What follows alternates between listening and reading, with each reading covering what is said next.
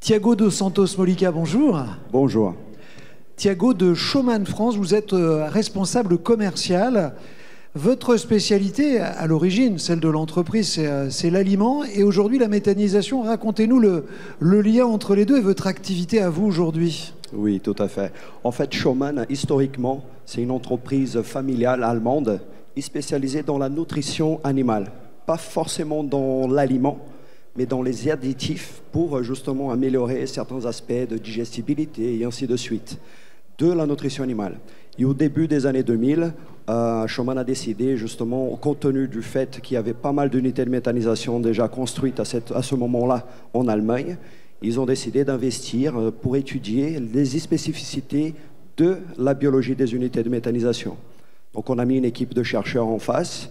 Et aujourd'hui, on a une pharmacopée assez large de produits pour optimiser la dégradation de la matière, la production du biogaz, contrôler le processus de production du biogaz dans l'ensemble, vous voyez.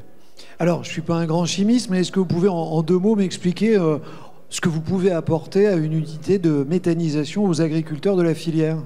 Oui, tout à fait. Au plan biologique, parfois, les unités de méthanisation peuvent avoir des carences d'oligo-éléments, par exemple, qui peuvent justement diminuer la flore bactérienne, et cela va freiner la dégradation de la matière et donc la production de biogaz. Donc on peut faire des apports d'oligo-éléments, par exemple. Certains éleveurs, certains méthaniseurs, ils ont des entrants qui sont très fibreux, très riches en fibres justement, et ils peuvent avoir des problèmes de viscosité. À ce moment-là, on va proposer des solutions à base d'enzymes. Parfois, ils peuvent avoir des problèmes de mousse, un excès de soufre. Donc on vient apporter, en fonction du besoin, on fait toujours un diagnostic préalable pour déterminer la réelle nécessité de faire un apport d'un additif. Vous voyez, c'est plutôt comme ça qu'on va travailler en fait. D'accord, alors je savais par exemple que pour les animaux ruminants, on pouvait travailler l'alimentation avec des additifs en optimisant leur alimentation pour obtenir à la fois moins de rejet et en même temps plus de production. On peut faire le parallèle entre les deux, entre une vache et une unité de méthanisation ? Oui, tout à fait, tout à fait. La chose la plus importante, entre guillemets, au plan biologique en tout cas, pour une unité de méthanisation, c'est d'abord la qualité des entrants. Mais on voit bien qu'avec le changement climatique, la qualité justement des entrants qu'on peut produire à la ferme, elles vont varier en termes de pouvoir méthanogène, en termes de matière sèche. Et donc parfois, on est obligé d'appuyer la biologie pour maintenir à flot, maintenir la dégradation propre, de manière à avoir une stabilité de la production et ainsi de suite. On a aussi, si vous me permettez, par exemple des conservateurs d'ensilage. Là, ce n'est pas dans le digesteur, c'est en amont, c'est dans les ensilages. On parle beaucoup des cives, cultures à vocation énergétique.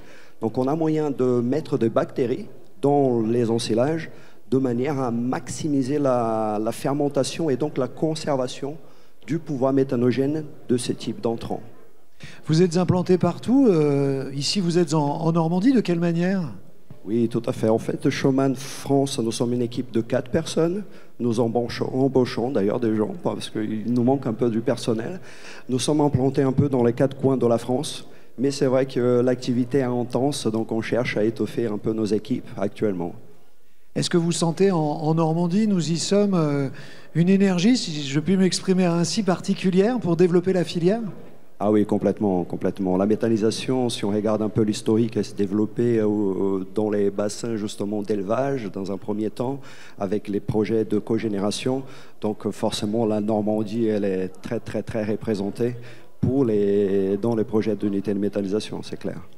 On vous trouve comment ? Sur les réseaux ? Sur Internet ? Sur les réseaux sociaux, schomann.fr, Thiago Mollica. Merci beaucoup d'avoir été avec nous aujourd'hui. Merci. Merci à vous.